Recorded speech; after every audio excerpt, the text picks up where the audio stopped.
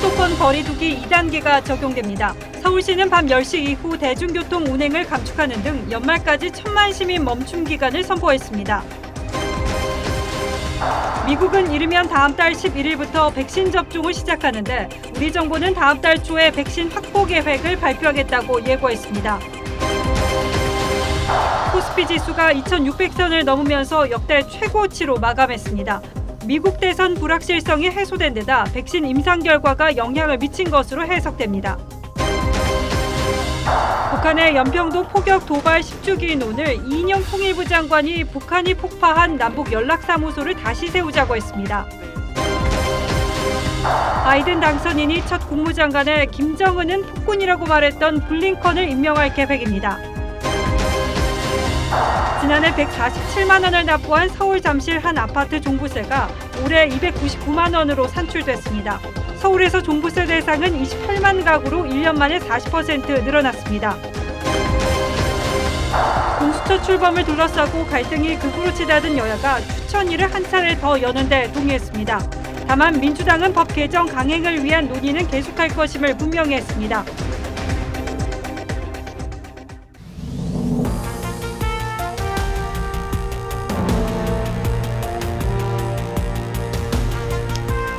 안녕하십니까. 뉴스9의 신동욱입니다. 오늘 밤 자정부터 시작되는 수도권의 거리두기 2단계 시행을 앞두고 서울시가 올 연말까지를 1,000만 시민 멈춤 기간으로 선포했습니다.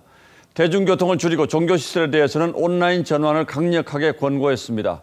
10명 이상은 집회도 전면 금지됩니다. 가급적 움직이지 말고 집에 있어 달라는 취지죠. 감염 위험이 높다고 판단되는 시설에 대해서는 특별 관리에도 들어갑니다. 파장이 만만치 않습니다만 수도권의 코로나 확산을 여기서 막지 못하면 더 큰 혼란이 올 수 있다는 위기감의 표현입니다. 장용욱 기자가 먼저 보도하겠습니다. 당장 내일부터 서울시에서 밤 10시가 넘으면 시내버스 운행이 20% 줄어듭니다. 지하철은 오는 27일부터 적용됩니다. 서울 전역에서는 10인 이상 집회도 전면 금지됩니다. 민주노총에는 오는 25일로 예정된 집회를 자제해 줄 것을 요청했습니다. 최근 닷새 동안 신규 확진자가 세 자릿수를 기록하면서 추가 전파를 막기 위해 선제 조치에 나선 겁니다. 현 상황을 코로나 국면 최대 고비로 엄중하게 인식하고 핀셋 방역 대책을 마련해 강력 대응하겠습니다. 서울시는 감염 위험이 높은 10개 시설에는 방역 수칙을 강화하기로 했습니다. 종교 시설에는 참석 인원 제한보다 강한 온라인 전환을 강력하게 권고하고 요양시설 등은 입소자의 면회나 외출, 외박을 금지합니다. 학원의 공용공간 이용 인원은 절반으로 제한하고 실내 체육시설은 밤 9시 운영 중단에 더해 샤워실 운영이 중단됩니다. 서울시는 연말까지를 1,000만 시민 긴급 멈춤 기간으로 선포하고 연말 각종 모임 취소를 당부했습니다.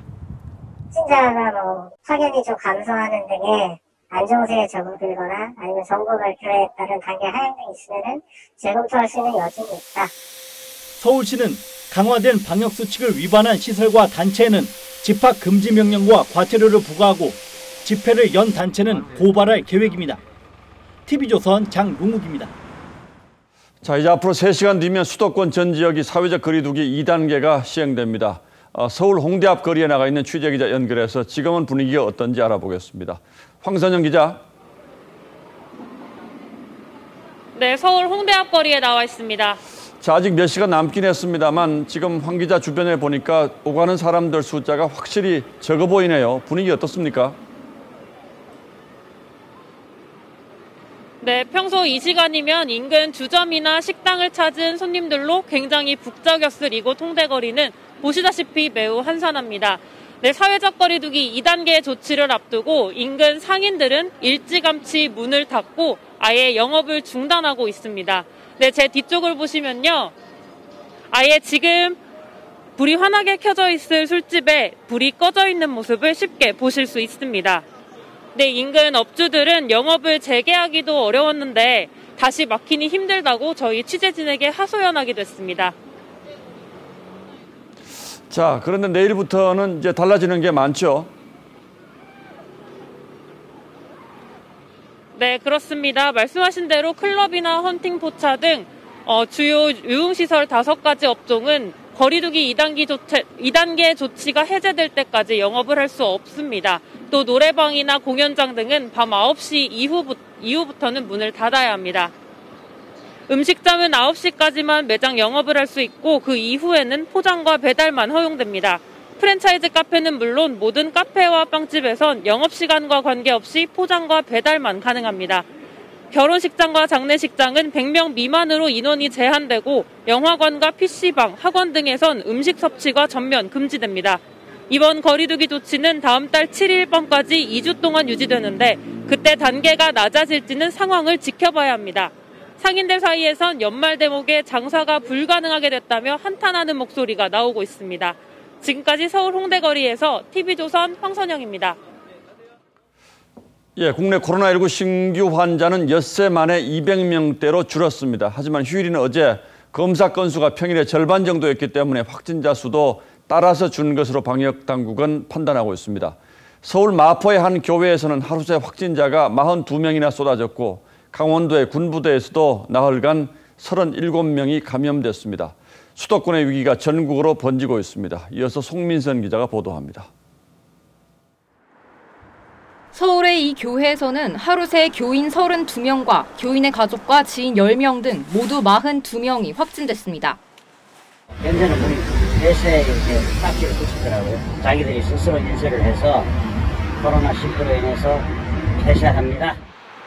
동대문의 한 고등학교 교사가 연결고리가 돼 바이러스가 전파됐는데 두 감염 집단에서 발생한 확진자는 총 76명에 이릅니다. 경기도 군포병원과 안양 요양시설 관련 집단 감염은 6개 감염 집단이 연결되면서 확진자가 171명까지 늘었습니다.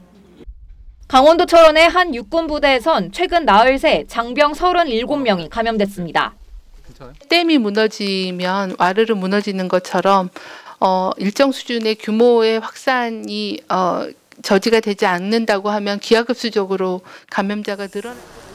방역당국은 일반 국민 약 1,400명과 입대장병 약 6,800명을 조사한 결과 항체 형성률이 각각 0.07%와 0.22%에 불과했다고 밝혔습니다. 그러면서 최근 확진자가 증가하고 있는 젊은 층에게 특히나 경각심을 갖고 방역수칙을 지켜달라고 당부했습니다. TV조선 송민선입니다. 광주 교도소에서도 교도관과 수영자 등 5명이 확진 판정을 받았습니다. 교도소에서 감염자가 나온 건 지난 2월 이후 두 번째입니다. 비교적 방역이 철저했던 교도소뿐 아니라 병원을 다녀간 어머니를 통해 고3 수험생이 감염됐고 용인 키즈카페 집단 감염도 계속 번지고 있습니다. 오선열 기자가 취재했습니다. 광주 교도소에선 지난 9일부터 3명의 교도관이 확진 판정을 받았습니다.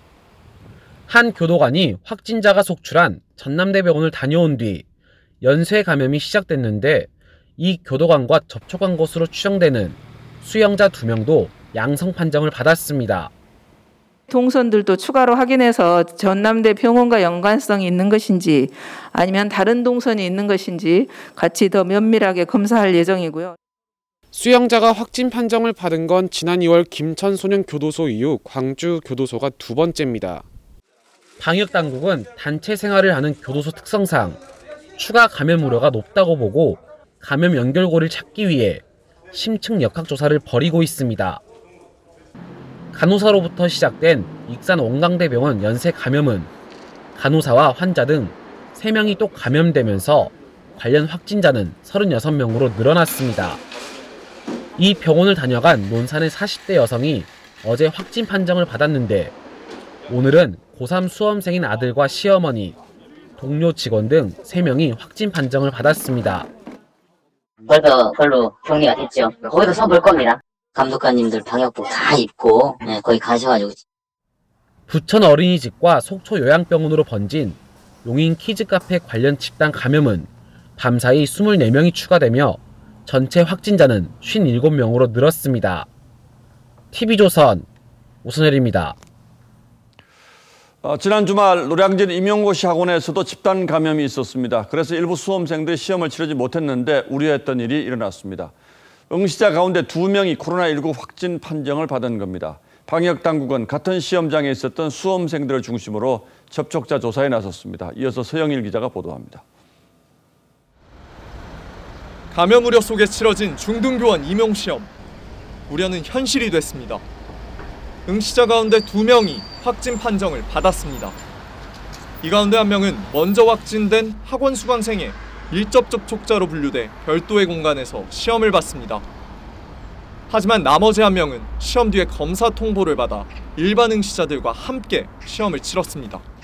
그 확진자가 시험 봤던 시험장에 같이 시험 봤던 사람들에 대해서는 접촉자 조사와 관리가 진행되고 있고, 함께 시험을 본 수험생 52명과 운영요원까지 130여 명이 검사를 받고 격리됐습니다. 노량진 임용학원과 관련한 집단 감염은 경기도 화성으로도 전파됐습니다. 확진된 학원 수강생이 중학생들에게 스포츠 수업을 한 게 연결고리가 됐습니다. 저희 관내에 있는 학생이고요. 이 학생이 이제 확진자의 수업을 듣는 학생이었죠. 그 스포츠 수업. 노량진 임용고시 학원 관련 확진자는 닷새 만에 81명까지 늘었습니다. 전문가들은 잠복기를 고려하면 추가 확진자가 나올 가능성이 높은 것으로 보고 있습니다. 그제 치러진 시험엔 전국 110개 고사장 2076개 시험실에서 약 6만여 명이 응시했습니다. TV조선 서영일입니다. 전해드린 대로 지난 토요일 치러진 중등교사 임용고시의 일부 수험생들이 시험을 치르지 못했습니다. 바로 전날 코로나 확진 판정을 받았기 때문이죠. 자, 이런 경우 수험생 입장에서는 그야말로 공든탑이 무너지는 억울한 상황일 수밖에 없는데, 이런 경우를 어떻게 봐야 하는지 지금부터 따져보겠습니다. 자, 윤슬기 기자, 네. 요즘 임용고시 이거 상당히 어려운 시험이죠? 그렇습니다. 이 서울시의 경우 2021학년도 공립학교 교사 경쟁률이 8.7대 1, 사립학교는 교사 131명을 뽑는데 4,200여 명이 지원을 해 경쟁률이 32대 1입니다. 이 경쟁률을 뚫기 위해 응시생들이 흘린 눈물도 헤아려야 한다는 목소리가 그래서 커지는 거죠. 1년에 한 번밖에 시험이 없고 장기간 준비한 학생들의 입장에서는 확진 여부를 사전에 예측이 불가능했기 때문에 응시할 수 있는 기회를 주는 것이죠. 자, 물론 사정이 딱하긴 합니다만 방역당국 입장에서 또 생각을 해보면 확진자들을 또 시험 보게 하기도 어렵지 않겠습니까? 그런데 오히려 정반대 일이 벌어질 수 있다는 반론도 나오는데요. 이들의 구제를 촉구하는 청와대 국민청원 글에는 이처럼 확진자 응시를 제한하면 앞으로 증상이 있어도 해열제를 먹으며 숨기려들 것이란 경고가 나왔습니다. 그러면서 정부도 입국 금지가 아닌 국가문을 열어둔 검역이 방역에 더 효과적이라고 하지 않았냐, 이렇게도 반문했습니다. 이 논리도 또 일리가 있군요. 그런데 그제 시험 못 치른 수험생들에게 재시험 볼 수 있는 기회는 주어집니까? 그건 어려울 것 같습니다. 1차 시험을 치른 응시생이 이미 5만 2천여 명인데요. 재시험 기회를 주면 형평성 문제가 또 제기될 상황이죠. 재시험 응시는 이제 다른 수험생과의 형평성 문제 때문에 어려워 보이고, 확진자는 이제 시험 응시가 안 된다는 걸 이미 사전에 고지한 부분이 있기 때문에. 자, 이번에는 확진자는 시험 못 본다 이렇게 돼 있는데, 열흘 뒤에 치러지는 수능 시험 같은 경우에는 확진자도 시험을 볼 수 있게 하는 거죠? 그렇습니다. 자, 같은 국가 시험인데 이 기준이 다른 겁니까? 네, 정부는 지난 6월 코로나 확진자는 국가직 지방직 공무원 시험에 응시할 수 없다는 방침을 세웠고, 이에 따라 7월 국가공무원 9급, 9월 경찰 순경공채, 10월 지방직 공무원 7급 필기 시험에서 코로나 확진자는 응시를 할 수 없었습니다. 하지만 49만여 명이 보는 수능 시험은 다르죠. 수능인 경우에는 확진자와 또 자가격리자 모두 시험의 기회를 부여해야 된다라는 정부 방침 하에서, 자, 물론 확진자는 시험 못 보게 한다는 미리 사전 고지가 있었다고는 합니다만 수험생 입장에서는 이거 상당히 억울할 수밖에 없군요. 그렇습니다. 확진자가 많지 않다면 좀 어떤 다른 대책을 마련해서 보게 해주는 것도 방법이 아닐까 싶긴 하네요. 네. 윤슬기 기자 잘 들었습니다.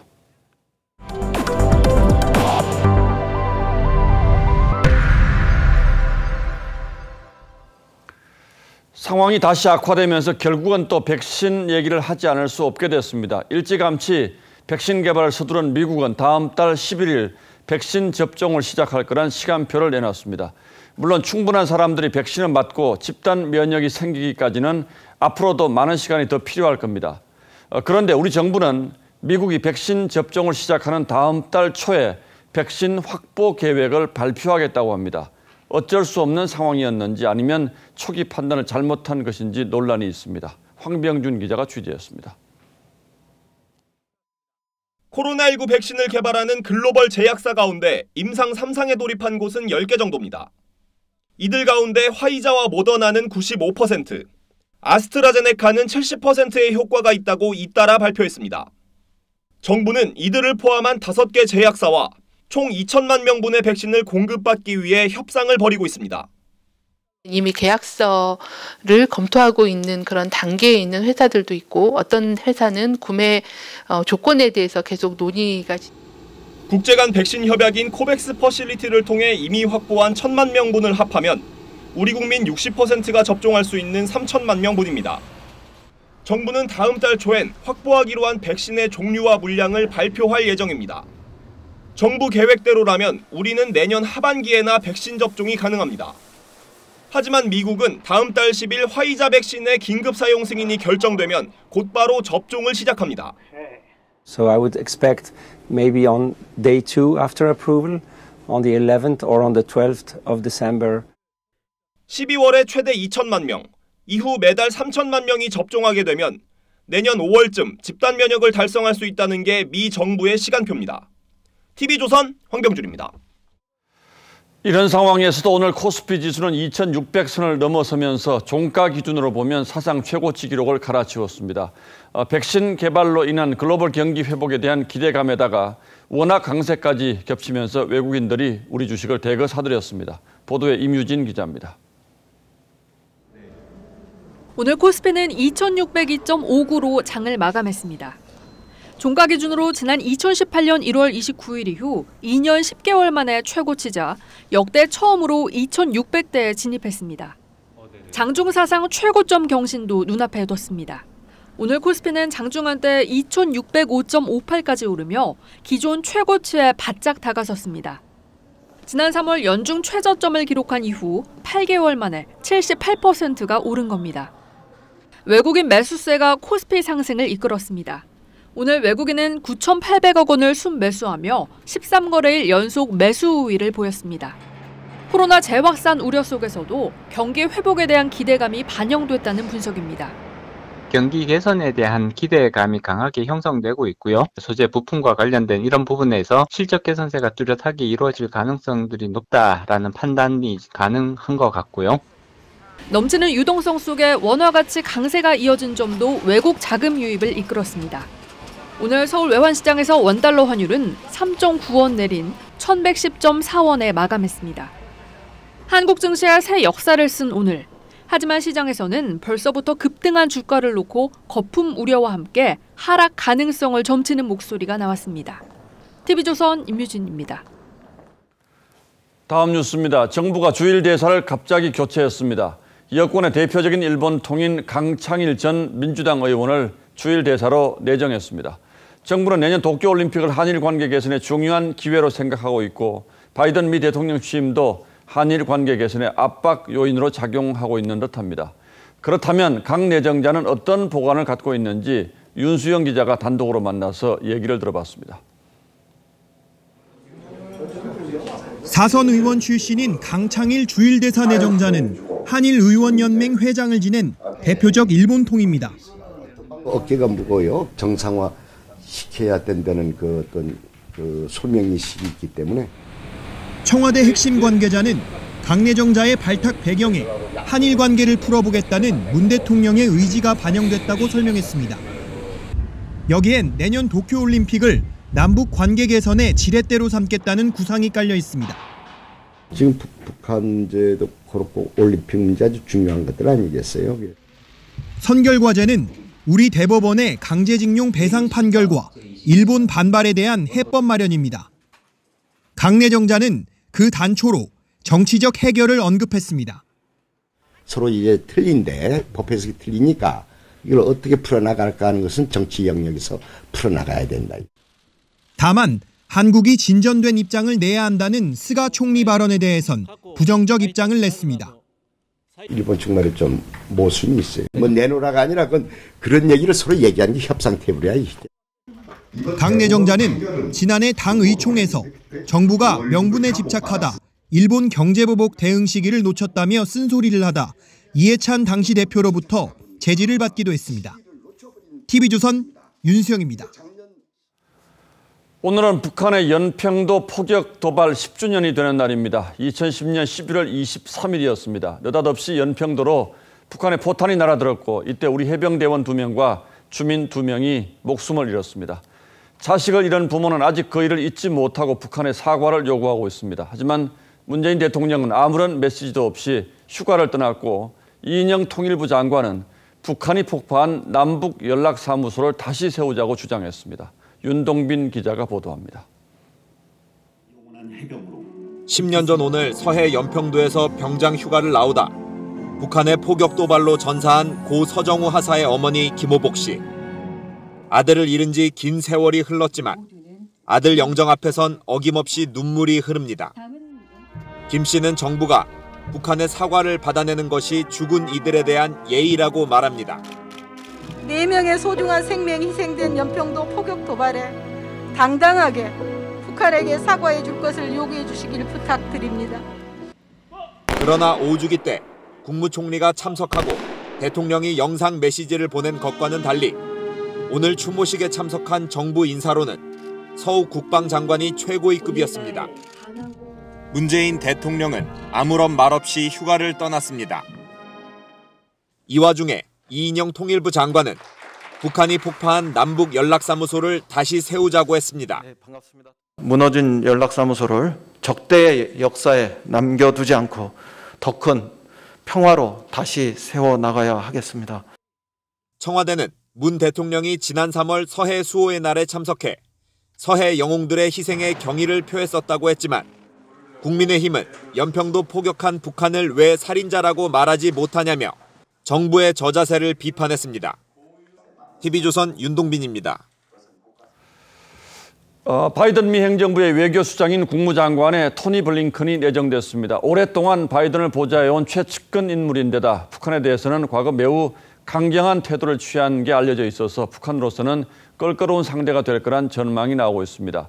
블링컨은 어떤 인물인지 유혜림 기자가 취재했습니다. 대외 정책을 총괄하는 국무장관에 토니 블링컨이 내정된 걸로 알려졌습니다. 2002년 상원 외교위원회 자문위원이었고 오바마 행정부 국무부 부장관을 거치면서 바이든을 20년 가까이 보좌해왔습니다. 불량 국가에는 상응하는 대우를 해야 한다는 생각을 갖고 있는 외교 강경파로 알려져 있습니다. 2011년 빌라덴 사살 당시 상황실에서 이를 지켜봤습니다. 국무부 부장관 시절 북한을 비판하며 강력한 대북 제재를 이끌기도 했습니다. 최근 김정은에 대해 최악의 폭군이라 부르기도 했습니다. And the greatest source of instability is North Korea. We couldn't agree more on the need for a very clear and very strong international response. 블링컨은 한미 동맹을 강조하며 여러 차례 방한했는데 순두부찌개를 즐기는 모습으로 주목받았습니다. 국가안보보좌관에는 제이크 설리번이 유력하게 거론되고 있습니다. 설리번은 2008년부터 힐러리 클린턴을 보좌했고 부통령 안보보좌관으로 바이든을 보좌했습니다. 유엔 대사로는 흑인 여성 린다 토마스 그린필드 전 국무부 차관보가 지명될 것이라고 워싱턴 포스트가 보도했습니다. 바이든은 현지 시간으로 24일 첫 내각 인선을 발표할 예정입니다. TV조선 유혜림입니다. 오늘부터 종부세 고지서 발송이 시작됐습니다. 지난 주말부터 인터넷 등으로 미리 확인이 가능해서 곳곳에서 아우성이 터져 나오는데요. 이 주택을 몇 채를 가졌는지 또 어느 지역에 보유하고 있느냐에 따라서 금액 차는 천차만별이긴 합니다만은 주택 가격 상승과 공시가격 현실화율에 따라서 강남의 경우에는 지난해보다 2배 이상 세금을 더 내야 하는 상황입니다. 먼저 지선호 기자입니다. 서울 잠실의 재건축 아파트 전용 82제곱미터형의 올해 종부세는 299만 원으로 지난해의 2배 이상으로 늘었습니다.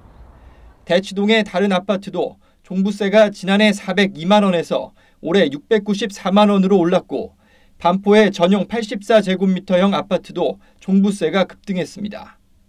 최근 몇 년 사이 집값 자체도 올랐지만 정부가 과세 표준이 되는 공시가격을 높이면서 1주택자의 세금 부담도 가중되는 겁니다. 이 주택을 계속 보유를 해야 될 것인지 아니면 처분을 해야 될 것인지 이런 걱정들 때문에 문의하시는 경우가 늘어나고 있습니다. 오늘 하루 부동산 커뮤니티 사이트에서는 종부세를 확인한 사람들의 한숨이 이어졌습니다.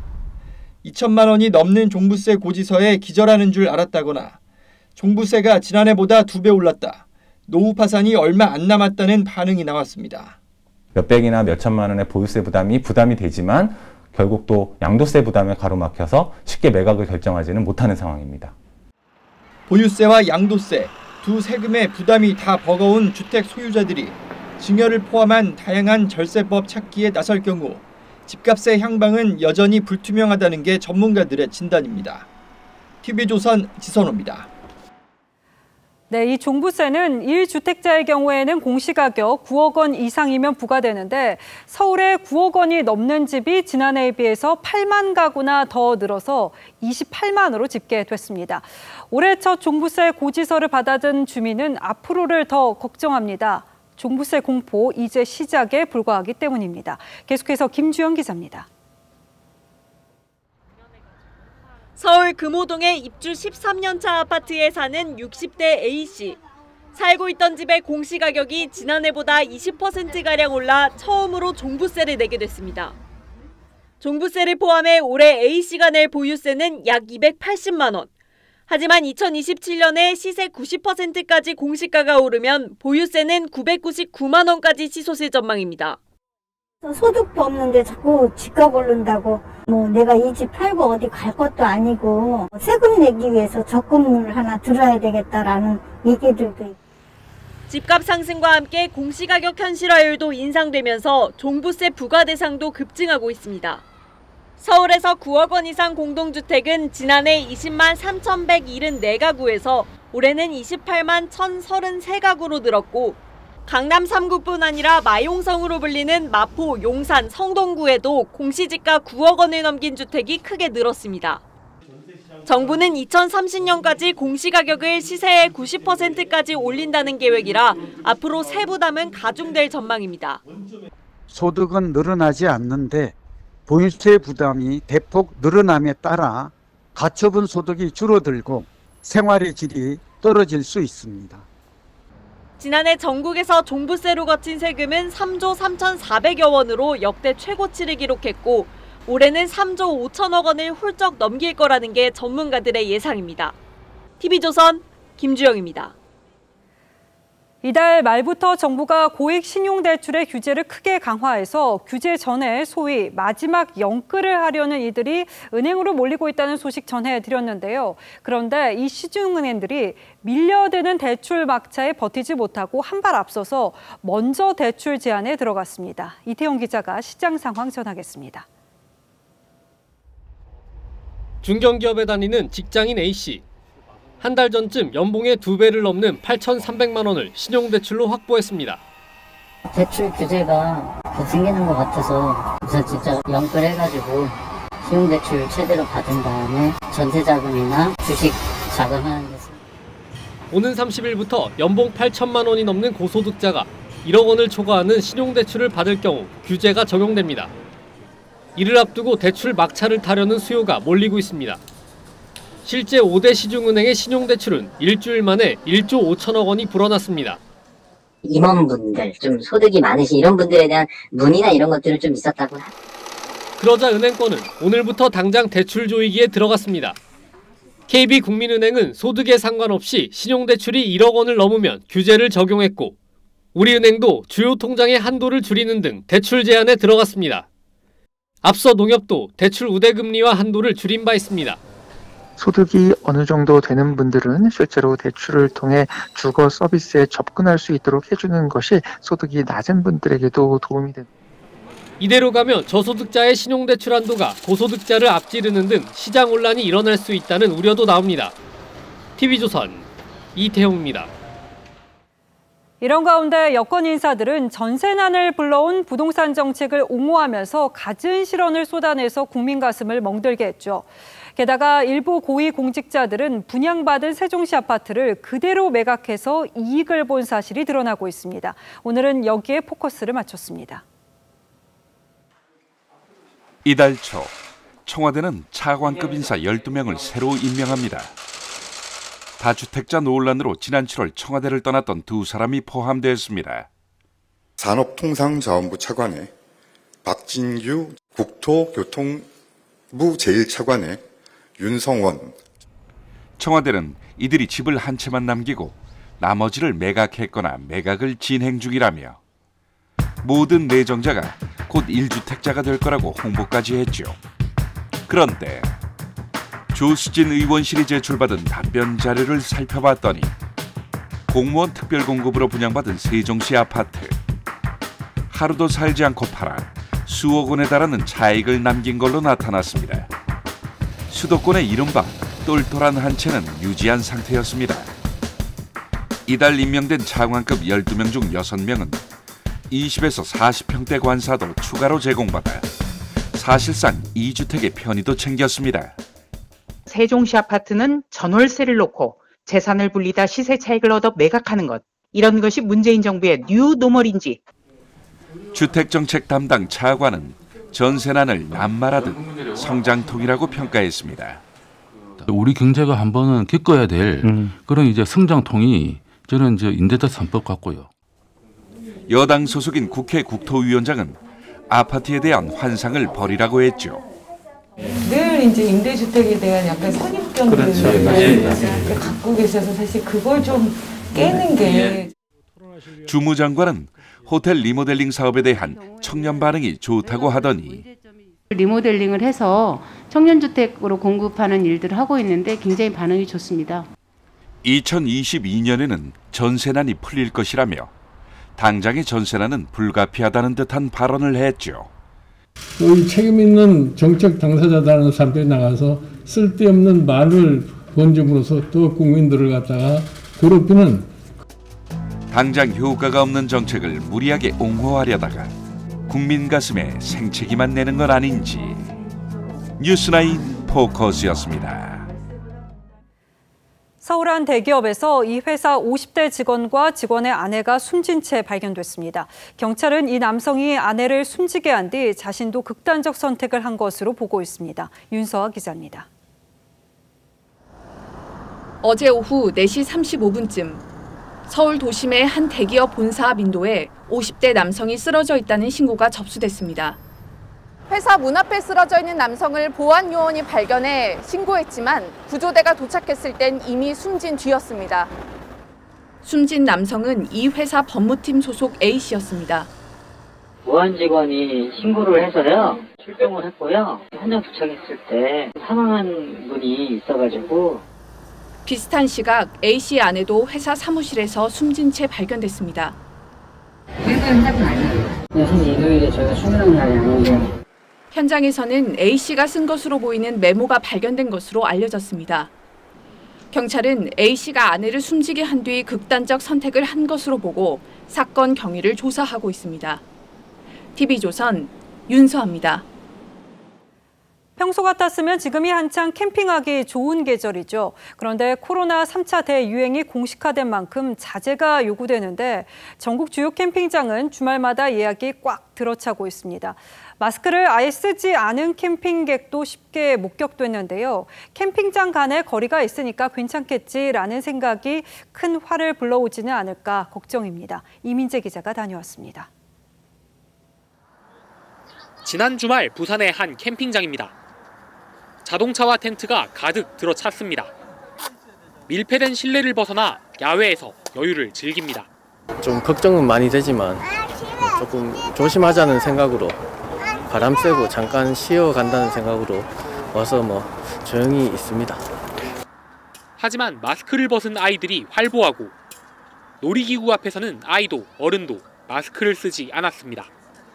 어른들끼리도 마스크를 벗고 담소를 나누는 모습도 눈에 띕니다.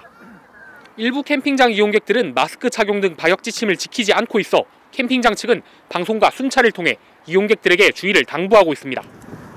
하지만 단속 권한이 없다 보니 마스크 착용을 거부해도 막을 방법이 없습니다. 순찰 한번 돌아봤는데 좀 안 쓰는 분들도 계셔가지고 솔직히 좀 반발하시는 분도 계시긴 한데. 방역수칙을 무시하는 캠핑족에 대한 불쾌감과 불안감이 나옵니다.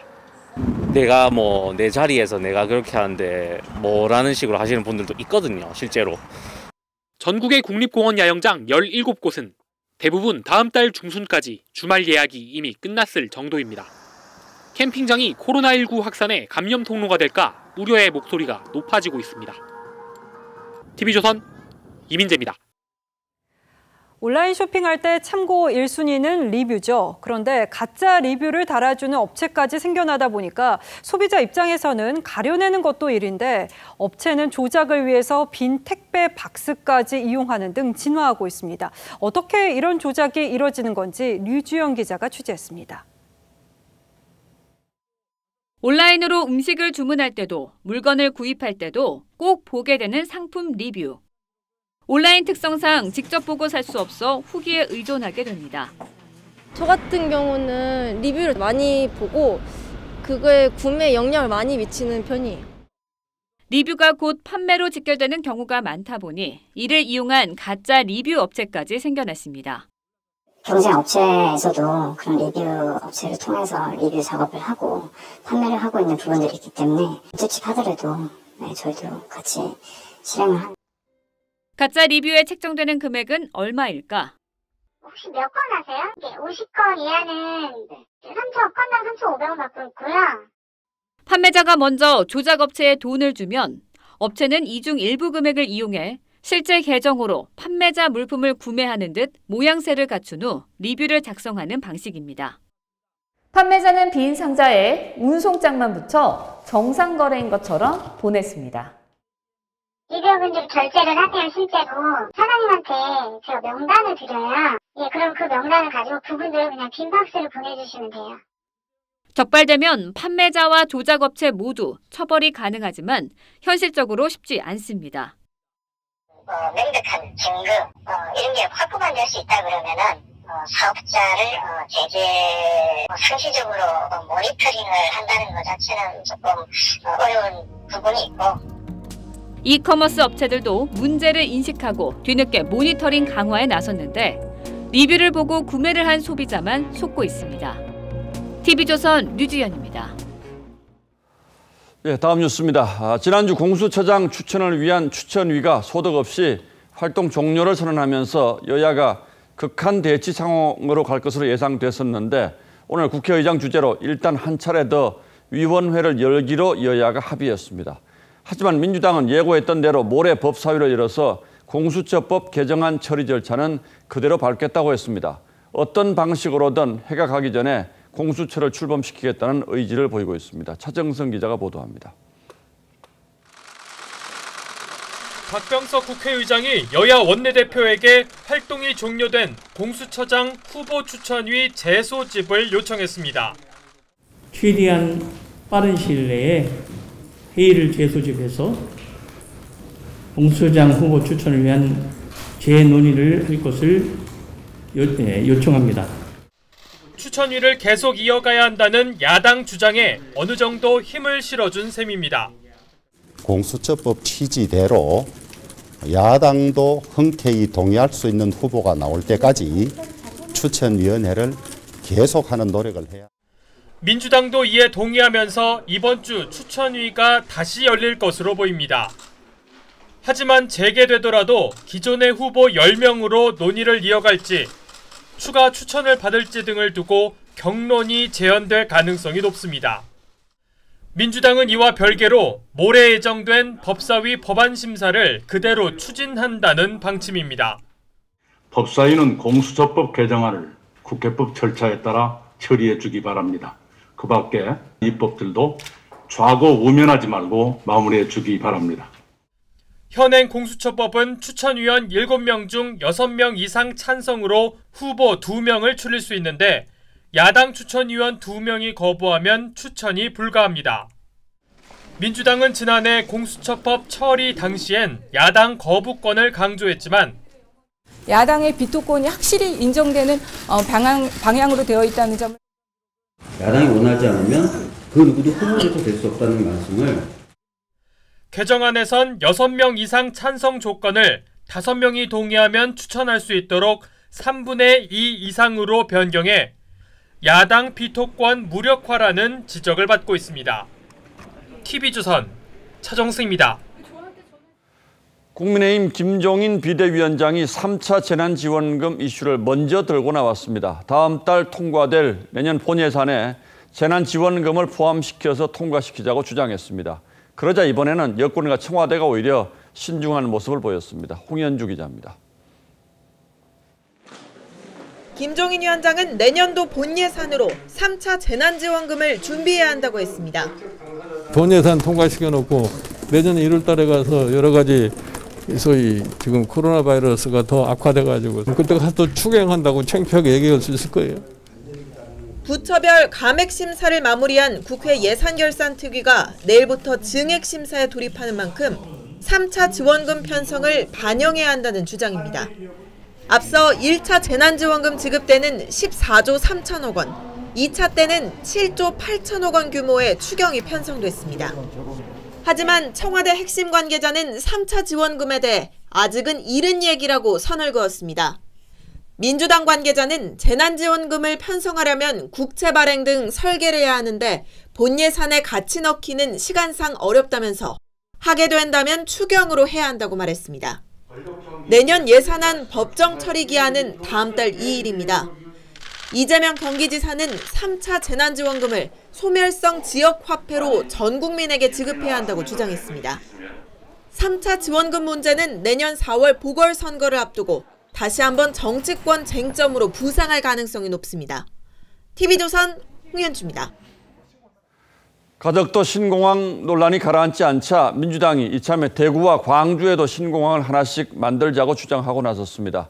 악화된 여론을 잠재우고 가덕도 공항 건설에 속도를 내겠다는 뜻으로 보입니다. 하지만 수조 원씩 드는 공항 문제를 이렇게 막 던져도 되는 것인지 정말 이해하기 어렵습니다. 조정린 기자가 보도합니다. 더불어민주당은 가덕도 신공항의 예비 타당성 조사를 면제하는 특별법을 이번 주 안에 발의하겠다고 밝혔습니다. 그러면서 가덕도뿐 아니라 이미 발의된 대구와 광주의 공항 관련 특별법도 처리하자고 했습니다. 대구 신공항 특별법, 광주공항 이전 특별법에 대해서도 여야가 지혜를 모아 조속히 협의 처리하기를 바랍니다. 최인우 수석 대변인은 더 나아가 현재 추진 중인 대구 경북 통합 신공항에 국비를 일부 지원하는 방안을 논의해보자고도 했습니다. 대구시 예산이 드는 7조 원의 일부를 국비로 돌리는데 합의해줄 수 있다는 겁니다. 민주당의 이런 움직임은 TK 민심을 달래며 가덕도 특별법 추진에 속도를 내겠다는 의도로 보입니다. 국민의힘은 포퓰리즘의 극치라고 비판했습니다. 포퓰리즘의 극치라고 생각합니다. 차라리 전국의 공항을 다 건설 지원한다고 해야 되나요? 김종인 비대위원장도 대구와 광주공항 특별법도 함께 추진하자는 여당의 제안에 대해 김해 신공항 안에 대한 정부의 분명한 입장을 표명하는 게 먼저라고 했습니다. TV조선 조정린입니다. 트럼프 대통령이 경합주에서 냈던 선거 불복 소송이 줄줄이 기각되고 있습니다. 법원에서 받아들인 것도 일부 승소에 불과해서 소송 낸 것 모두 졌다 이렇게 말해도 될 수준인데요.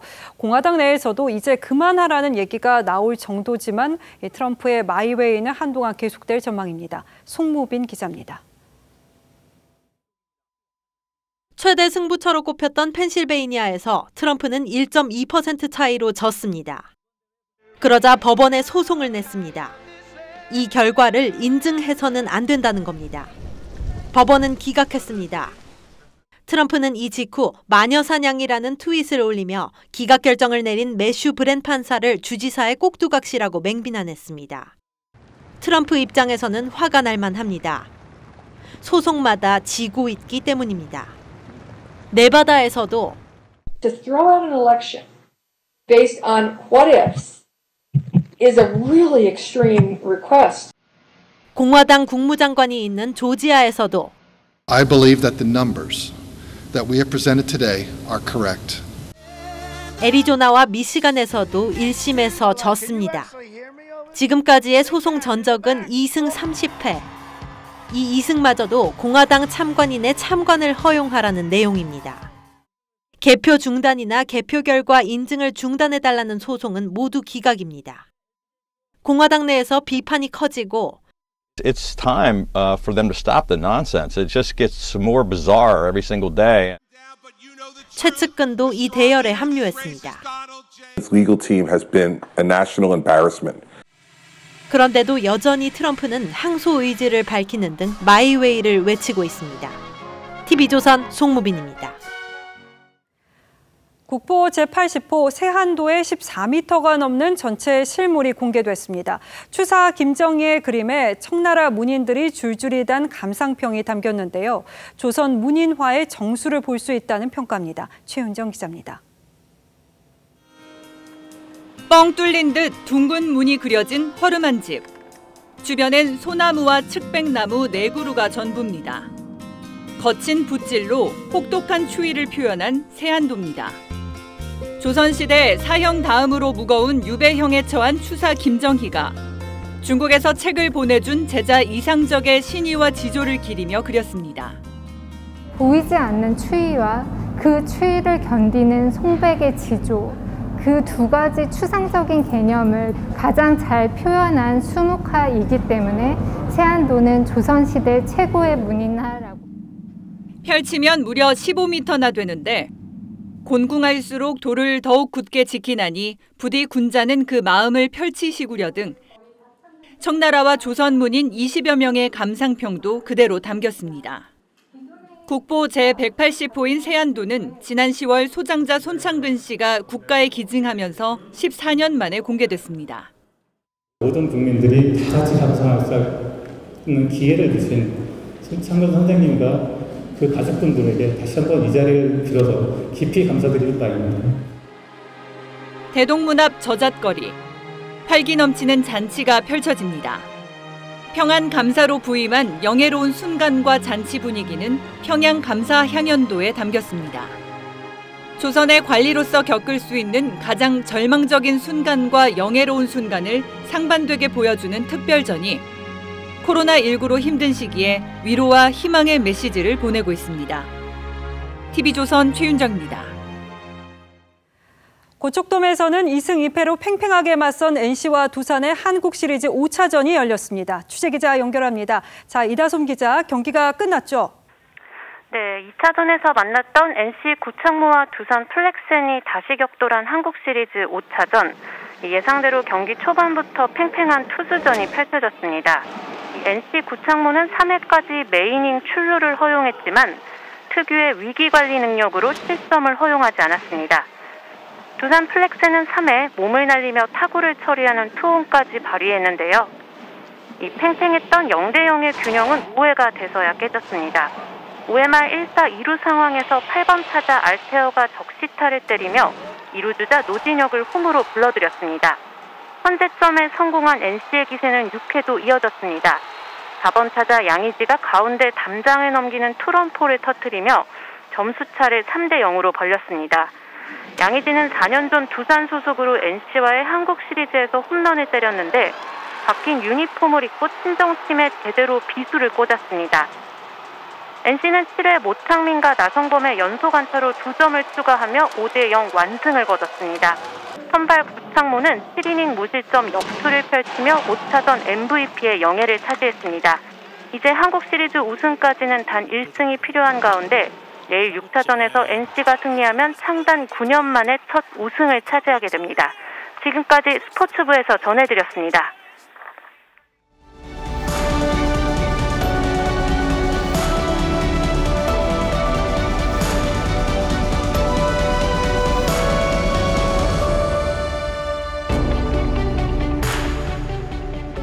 이 그림 속에 여인은 악몽을 꾸고 있습니다. 박쥐처럼 음침한 악령이 기괴한 웃음을 지으며 올라 앉아 있습니다. 우리 옛말 가위가 잠든 사람을 짓누르는 귀신을 뜻하듯 여인은 가위에 눌려 있습니다. 깨고 싶어도 깨지 못한 채 계속 꿈에 갇혀 있는 겁니다. 18세기 후반 영국 미술계를 뒤흔들었던 작품 악몽입니다. 스위스 화가 푸젤리가 그렸죠. 그리고 영국 시인 셀리의 아내 메리가 이 그림에 영향을 받아 쓴 소설이 바로 프랑켄슈타인입니다. 그녀는 자신이 꾸었던 인조인간의 악몽을 소설 서문에 썼습니다. 눈을 뜬다. 그 무시무시한 것이 침대 곁에 서서 내려다보고 있다. 그렇듯 우리는 지금 가위 눌림이 일상이 되어버린 세상에 살고 있습니다. 코로나의 악몽에서 깨어날만 하면 또 악몽이 오고 또 오는 가위 눌림의 연속입니다. 작년 말 국제 육상대회 장면 하나 보시죠. 선두주자가 결승선 코앞에서 두 팔을 펼쳐들어 우승 세리머니를 합니다. 그 순간 바로 뒤에서 치고 나온 선수에게 우승을 빼앗기고 맙니다. 이렇듯 모든 경기는 끝나야 끝나는 겁니다. 잠시 후 자정부터 수도권의 사회적 거리두기가 2단계로 격상됩니다. 1.5단계로 올린 지 불과 닷새 만입니다. 하지만 뒤늦은 감이 있습니다. 상황이 지난 2, 3월 대구 경북 그리고 8월 수도권 유행보다 훨씬 심각한 데다 더욱 위험한 계절 겨울에 접어들었기 때문입니다. 감염 확진은 긴급 성명을 냈습니다. 이번 겨울은 백신 없이 버텨내야 하고 곧 의료 자원에 한계가 올 것이라고 경고했습니다. 방역 당국 스스로도 다음 달 초엔 하루 600명 넘는 확진자가 나올 거라고 했습니다. 하지만 정부는 지난달 거리두기 완화 요건이 안 되는데도 섣불리 1단계로 낮췄습니다. 그리고 숙박, 관광, 공연 할인 쿠폰 1,600만 명분을 뿌려서 이동과 여행을 사실상 권장했습니다. 이렇게 잘못된 신호를 주고도 국민이 긴장을 늦추지 않을 거라고 생각했던 걸까요? 보수 집회와 민노총 집회에 갖다 댄 이중잣대도 방역의 신뢰를 떨어뜨렸습니다. 이제 대가는 국민이 치릅니다. 전국이 코로나의 악몽으로 더 깊이 빠져들고 있습니다. 공포에 빠진 국민들은 다투어 연말 약속을 취소하고 집안으로 피하고 있습니다. 벼랑 끝에서 하루하루를 버텨오던 자영업자들은 이제 할 말을 잃었습니다. 한 발 늦게 가기와 한 발 앞서 가기, 그 차이가 하늘과 땅 차이입니다. 아무래도 K방역 자랑은 너무 성급했던 것 같습니다. 11월 23일 앵커의 시선은 끝나야 끝나는 것이다 였습니다.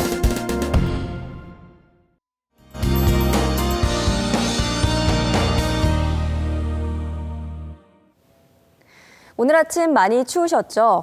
오늘 서울은 영하 1.5도까지 떨어지면서 올가을 들어 가장 추운 날이었습니다. 내일부터 기온은 조금씩 오르겠지만 여전히 추운 날씨가 이어지겠습니다. 내일도 영하권으로 떨어지는 곳이 있는데요. 춘천이 영하 4도, 안동은 영하 3도가 되겠고요. 청주와 서울은 0도에서 출발하겠습니다. 내일 비 소식은 없는 가운데 구름이 많겠고요. 강원 동해안에는 건조주의보가 내려졌습니다. 이렇게 날이 춥고 건조해지면 바이러스의 생존력이 더 강해진다고 합니다. 사회적 거리두기를 철저히 지키셔야겠습니다. 당분간 대체로 맑은 날씨가 이어지겠고요. 주말에는 기온이 큰 폭으로 떨어지겠습니다. 날씨였습니다. 11월 23일 월요일 뉴스9는 여기서 모두 마치겠습니다. 시청해주신 여러분 고맙습니다.